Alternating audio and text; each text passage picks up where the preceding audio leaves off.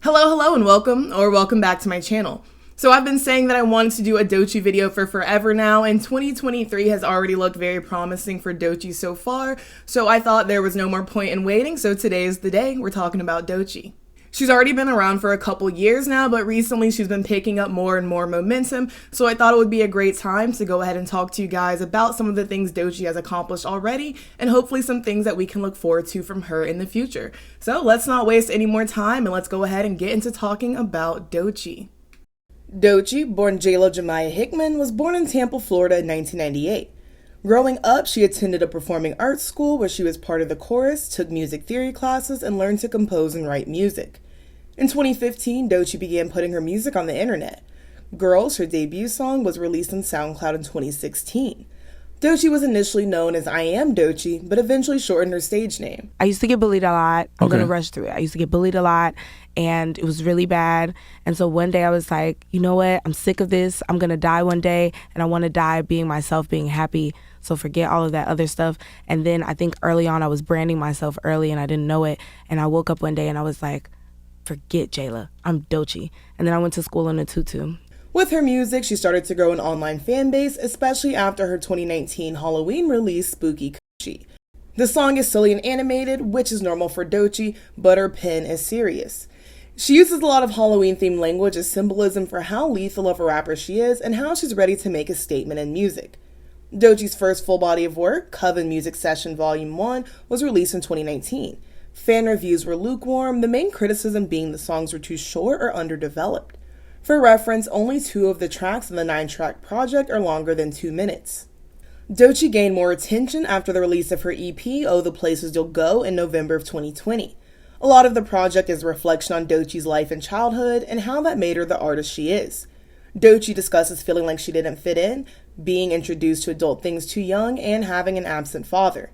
Despite all of this, she's self-assured, knows her worth, and trusts her craft. This is made clear by the title, which references a Dr. Seuss book that many associate with embarking on the journey that is adulthood, or just new journeys in general. The direction may be unclear, but you trust in and rely on your instincts. In songs like Black Girl Memoir, Doechii raps about growing up as a dark-skinned black girl and loving herself, but not necessarily feeling validated because of the lack of representation in the media. Reviews of Oh the Places You'll Go are far more positive. Doechii was praised for blending several genres and for being vulnerable, but with a funny and quirky delivery that still made the music entertaining. The following year, in 2021, the EP's lead single, Yucky Blucky Fruitcake, went viral on TikTok. Like the other songs on Oh the Places You'll Go, Doechii talks about growing up as a black girl and talks about several of her achievements from a young age, like winning medals at dance recitals. She makes several references a lot of kids born in the 90s, even the late 90s, can relate to, like selling silly bands, listening to Paramore, or reading Junie B. Jones. Of course, the song's title comes from the book Junie B. Jones and the Yucky Blucky Fruitcake. It was the perfect song of hers to blow up, and this was probably the first song of Doechii's that most people heard. She literally introduces herself in the beginning, and the song itself serves as an introduction to her talent and versatility. Doechii said about this, I just felt the need to find a cool, interesting theatrical way to introduce myself to the world and introduce myself to other black girls like me. Back in high school, Doechii said she struggled with being herself, which she's since called lame. She said even though she was lame back then, she knew she would eventually gain the confidence to be herself and then she wouldn't be lame anymore. In Yucky Blucky, Doechii switches her flow, changes the tempo, interpolates a Paramore song, talks and yells all on the same track. Much like the book that inspired the title, the song itself feels hyperbolic and even cartoonish at points, like the way a child would retell a story. Doechii said that she's inspired by rappers like Tyler the Creator, Lauryn Hill, and Nicki Minaj, and I definitely think you can hear Nicki's influence in Yucky Blucky Fruitcake. Doechii's been compared to some of the other hip-hop greats like Biggie, Lil' Kim, and Missy Elliott. She's also been compared to the likes of Princess Nokia and Azealia Banks. But still, despite these comparisons, almost every article you see about Doechii will spend at least some time highlighting her uniqueness, which is important. Aside from going viral on TikTok, 2021 was a big year for Doechii. That spring, she released her next project, Braless. In their review, Sheesh Media referred to Doechii as one of hip-hop's most dynamic new acts. I love how in their review, they pointed out that calling Doechii versatile is kind of an understatement. She switches so effortlessly between genre and tempo and even inflection, but in such an immersive way you're with her the entire time, which avoids the whiplash. Doechii's sound is a little more focused on Brawless, and 3 out of the 4 tracks clock in at over 3 minutes. Runtime doesn't always equate to a good song, but on the tracks on Brawless, you're not left feeling like Doechii maybe had more to say. The EP could be summed up best with the word unapologetic. Doechii knows her worth, and she knows she deserves all the accolades, even the ones she hasn't gotten yet, because she knows she's worked for them. That October, Doechii made her first appearance at the BET Hip Hop Awards. She joined Isaiah Rashad for his performance of What You Said alongside Cal Banks. The following month, she opened for SZA on her Good Days tour. It was a smaller tour, but still it's a great experience for a newer artist. Doechii's DJ, Miss Milan, said a lot of people who came to see SZA on tour left fans of Doechii too. Miss Milan actually helped Doechii get discovered. After she put Doechii on one of her playlists of rising female rappers, she gained a lot of streams. Doechii reached out, stating her management team had noticed this, and Miss Milan eventually pitched herself as a potential DJ for her. Though she was already DJing for Sweetie, Miss Milan said she trusted in God that working with Doechii would be a good move for them both. 2022 was yet another strong year for Doechii and brought her continued success. Early in the year, she signed to her 2 labels, Capitol Records and Top Dog Entertainment. Top Dog was formerly home to Kendrick Lamar and is currently home to artists including SZA, Isaiah Rashad, and Schoolboy Q. Doechii was actually the first female rapper to sign to Top Dog. Okay, when you found yourself in Cali, though, dealing with TDE, what was that like when you touched down over there? And, I mean, you got Kendrick, SZA, everybody over there. It's a strong squad. Was there any pressure when you touched down? I mean, not pressure from anybody else, but pressure from me because I'm the first female rapper on TDE. Yeah. So it's kind of like, you know, following up after Isaiah, J-Rock, Kendrick, like I gotta come hard. You know what I'm saying? Especially so I can open up doors for the next female rapper after me on the label. Exactly. Yeah. To cement this release, Doechii released her next single, Persuasive, produced by her now label mate Cal Banks. Persuasive is about going out and getting lost in the night, something on a lot of people's minds after over a year of being stuck inside. Aside from hip-hop, Persuasive has clear R&B and house influences. The way that Doechii says marijuana in the hook has been called an interpolation of Kanye's "What's Your Persona About This Americana" line in American Boy. I also saw speculation that she interpolated the instrumental from Outkast's The Way You Move. One interpolation that is credited, though, is Azealia Banks' young Rapunzel. Doechii interpolates the megaphone parts and the backing vocals and the bridge on Persuasive. Critics reviewed Persuasive positively, the consensus being the single was a promise of great things to come. The few fan reactions I saw on Popheads were also kind and also stated that Doechii was the next big thing. Persuasive was nominated for Push Performance of the Year at the VMAs, though it unfortunately didn't win. That June, Doechii was announced as part of XXL's freshman class of 2022. Each year, the magazine selects 10 rising artists and highlights them with a profile, freestyle, and cipher. This is an honor to any new rapper, and it's not only a cosign but gives them greater exposure. Past freshmen include Nipsey Hussle, Future, Rico Nasty, Tierra Whack, Meg Thee Stallion, and Lil Uzi. Artists don't necessarily have to be rappers to be chosen, a good example being Anderson .Paak. In her XXL interview, Doechii said she wanted her inclusion in the freshman class to be a win for her fans too. She said, "I feel like that's the reason why niggas be so into sports when they watch sports and their favorite team wins. They feel like they won. Same thing with rap. They're gonna feel like they won and I want them to feel like that. I want them to see the cover and the acapella freestyle. Everything is a stepping stone, even negative shit, and this is a stepping stone." Doechii said her goal with her music was to bring a more alternative, softer vibe to hip-hop and also encourage people to be themselves. She teased that she was working on her debut album, and she said she wanted it to give people the same feeling as when they heard SZA's Control or Kendrick's ADHD for the first time. In her freestyle, Doechii proclaimed it was now Doechii season, and she would be sure to purchase a bigger bed for all the people still sleeping on her. In July, Doechii performed Persuasive and Crazy at the BET Awards. Her energy and stage presence were through the roof, and she had the audience moving. Doechii commands the stage, and it's obvious she knows it's where she's meant to be. I also want to point out how hard it is to yell and scream in a live performance and hit the right notes, or have it sound good at all. Doechii changed hairstyles during the performance by way of a wig snatch. Even in the video's comments, you can see people hyping her up and recognizing that she's definitely one to watch. That same month, Doechii teamed up with her label mate SZA for the Persuasive remix. Doechii said about the collab, "I created Persuasive to uplift people and bring communities together, so having SZA jump on the song was a perfect fit because I've always connected with others over her music." The SZA edition does the song well, as her voice floats deliriously over the already disorienting and punchy production. The Persuasive remix was included on Doechii's next EP, She Her Black Bitch. Doechii took the title from her social media bio. I talk about this all the time, and I'm going to make it quick. I'm with you. Take your time. But I feel like Black women are not allowed to be all things. We're only accepted as a certain type of archetype. White people specifically, either want Black women to be quiet or quiet. Like, that's it. So with this project, I wanted to highlight that all archetypes of Black women matter, meaning the shy girl matters, the alternative girl, the weird girl, the outspoken girl, the maiden, the mother, the single girl. You know, I just wanted to embrace all types of archetypes, the villain and the hero. Yeah. And that's what the project is about. So it's showing all the different layers of the Black bitch. On tracks like Bitches Beat, Doechii shows off her singing more, and the song has a laid-back, eclectic vibe. Bitch I'm Nice gives me a more classic hip-hop vibe, but something about it is also reminiscent of the late 90s and early 2000s. The same can be said about This Bitch Matters, the song that feels like it's the heart of the entire EP. On it, Doechii maintains she's valid, powerful, and important, even when she's not at the top of her game and no matter how she's treated. Swamp Bitches is a collaboration with Rico Nasty, and Doechii takes a moment to remind you she's that girl right before Rico slides in, and the production immediately changes to something more up-tempo. Due to their similar alternative styles and punk rock personalities, Doechii and Rico is a collaboration made in heaven. Neither is too much for the other, yet they're distinct enough for the pairing to not be redundant. Doechii said about working with Rico, I feel like artists like Missy Elliott, Da Brat, they were like pointing and holding alternative rap for Black women for a long time, but then Missy kind of went away for a little bit and we didn't have an alternative representation in rap. And Rico Nasty was that. And it was just her for years, so she was my only representation of alternative rap for a long time. In their review, Pitchfork claimed the EP lacked a point of view and felt SZA and Rico outshined Doechii on her own songs.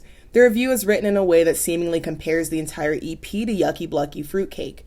And when you compare a more bombastic song like that, that's offering a little of everything to the overall less packed tracks on the EP, then it's easy to think that Doechii's coming up short. In their review, Pitchfork stated, the EP has been billed as a stopgap as Doechii completes her debut album, but these songs don't capture a moment of transition or experimentation. Doechii still traces lines drawn by muses like Nicki Minaj and Azealia Banks, and she's not yet honed her core sound. At the same time, I can't say this review is entirely unfair, because while listening to the EP, it is easy to point out clear influences on each track or associate each track with another artist. For example, the opening of Swamp Bitches is reminiscent of Tyler the Creator, and I would bet any amount of money that Bitch I'm Nice is the track that warranted Pitchfork comparing Doechii to Azealia. But still, I've said in the past that I'm of the opinion that this isn't necessarily the end of the world for a new artist, and it makes sense it's easy to pinpoint their influences early on in their career. However, as their career progresses, they definitely should have a more distinct lane. I like to liken this to a way a lot of artists were taught to paint. At first, they apprenticed under a master, typically copying or tracing their paintings, and learning to paint in the style of their master. But as their careers grew, their work became more unique to them. But it often takes time, sometimes even years, to develop those quirks and nuances and signatures that make an artist unique. For example, Picasso's style wasn't always what we now think of when we hear the name Picasso. That doesn't mean that he was talentless or uncreative up until then. Doechii made her first appearance at Afropunk that September. It was the first time the festival was held in 3 years, and she was joined by artists including Burna Boy, Earl Sweatshirt, Baby Mother, and Isaiah Rashad. Her nearly 45-minute set was high energy, and the audience was clearly into it. Miss Milan said it was one of her favorite performances she'd done with Doechii up to that point. She described the energy as spiritual and said Doechii was adamant about giving her fans a show that they could feel in their spirit. Stress, Doechii's next single, came in October of 2022. On Stress, Doechii shows off her impressive vocals, and the track strikes a perfect balance between R&B and hip-hop. This is the song of hers that feels most directly inspired by Outkast. Doechii said, Stress is basically me divorcing all my bad habits like alcohol abuse, drug abuse, and just like negative poor behaviors that I've recently quit, which is great. She did a live performance of Stress for Billboard and Honda, and the set design was inspired by Florida's swampy terrain. As an homage to her home state, Doechii often refers to herself as the Swamp Princess. An important part of Doechii's artistry is that she puts as much work into her visuals as she does into the music. She creates an entire atmosphere and aesthetic around each song, and switches up her look to fit her sound. As a self-proclaimed maximalist, Doechii uses her wigs, her braids, her colorful outfits, and her jewelry to reflect whatever story she's telling. Her style spans the spectrum from eclectic and retro to futuristic and alternative. Publications like Harper's Bazaar and British GQ are already taking note of Doechii's style. And as a newer artist, having a distinct style and signifiers of that style can be just as important as the music. It's safe to say that this will be another successful year for Doechii. Just recently, she won the Rising Star Award at the Billboard Women in Music ceremony. The publication had previously named her the R&B and Hip Hop Rookie of the Month that past July. To make the occasion even more special, Doechii's own mother presented her the Rising Star Award. In her music, Doechii's been open about growing up with a young single mom and the struggles that came with it, and how she's a black girl who beat the statistics. Previous winners of the Rising Star Award include Janelle Monáe, Nicki Minaj, and Lady Gaga. Doechii also performed Crazy and Persuasive at the ceremony. In January, it was announced Doechii will be performing at Coachella this spring. If her performance at Afropunk was any indicator, she'll give another lively, energetic set. In the meantime, she's focused on putting out her debut album. Doechii said the album will showcase even more of her we haven't seen yet, and that her pop era is coming. My only hope is that people are receptive to it and allow her to experiment instead of saying she sold out because she did some pop. And to be clear, Doechii has said several times rapping isn't her only skill or interest when it comes to music. It's going to be exciting to see what else Doechii does this year. Most recently, she's been promoting her new single, What It Is. Doechii found herself in a bit of controversy after revealing Kodak Black was the mystery artist featured on the track. She has said in the past that she's a fan of Kodak's music, and the fellow Floridian inspired some of her artistry. In the past, Kodak has said that he doesn't like dark-skinned women, in his words, women of his own complexion, and said light-skinned women were more sensitive. When asked about these comments again in 2020, he stood by them. In 2021, Kodak entered a plea deal as a result of a 2016 charge of rape and sexual assault. After his hearing, his legal team released a statement saying, "Today, Bill Capri took a plea to the legal charge of assault, a non-sex offense, and received 18 months probation. This was a change of charge from the original charge. Having consistently denied these 5-year-old allegations, he entered this plea in order to resolve the matter." For obvious reasons, several of Doechii's fans were upset about the collaboration, which resulted in backlash in the comments when she announced it on Instagram and Twitter. The comments were turned off on the TikTok post about the song. The crisis was mostly averted after Doechii confirmed there would be a solo version of What It Is, and only the Block Boy versions of the song would contain Kodak Black. The comments regarding this announcement were a lot more positive, with many fans commenting that they would just stream the solo versions instead. Again, can't say this enough, but it will be exciting to see what more Doechii has to offer as she grows. She's been open about her influences, but has been just as adamant she's got her own goals, own point of view, and own vision.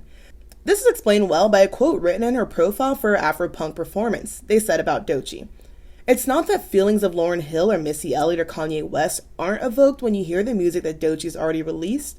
It's just that her music exists in its own space with traces of musical influences from true artistry. One listen to Doechii's music reflects that she's present, no one else. Every song sounds like she's there unapologetically with her listener." Doechii said she plans to be at her peak within the next 2 years, and with her trajectory so far, I think that's more than a safe bet. She has a lot to say, and people are definitely listening. Yeah, so that is just a little bit about Doechii and her career, and I really do think that she's going to be big in these next upcoming years, and even if she's not the biggest thing out there, I do think that she's going to have a successful and a pretty long-lasting career ahead of her. And I think Doechii is another example of why it's so important to sort of cultivate a core fan base as an artist, because those are the people who kind of ride with you on the journey up and are going to support you even if the music you're making or you yourself aren't a trend or aren't a fad anymore. And that being said, it's very important to be in tune with what that fan base expects to see and make sure you're sort of honoring that and keeping in line with that, but then also, not forfeiting your artistry. So it can be sort of a tricky balance to strike. And on a personal level, as a fellow black girl, I can relate to a lot of the sentiments that Doechii expresses in her music, which I think is a big part of why I like it. And I really like how she is sort of taking it upon herself to sort of step in as sort of the alt-black girl representation, along with other people or other artists like Rico Nasty, or even other people like Aaliyah's Interlude. As Doechii was saying, a lot of the 90s and early 2000s black girls had that sort of alt-girl representation, but for women who are my age, when we were growing up, sort of teenagers or preteens, that sort of wasn't there. So I really appreciate that they do sort of see that and are willing to be that representation for a lot of black girls that they didn't have when they were growing up. But yes, it will definitely be interesting to see what Doechii does in the future. And if you haven't checked her out yet, hopefully this video inspired you to give her music a listen. And before I go, I do just want to take a moment to shout out Izzy and Liv. I've been trying to, walk it like I talk it a little bit more and show some more love to Black-owned businesses, so I do want to take a second and talk to you guys about them.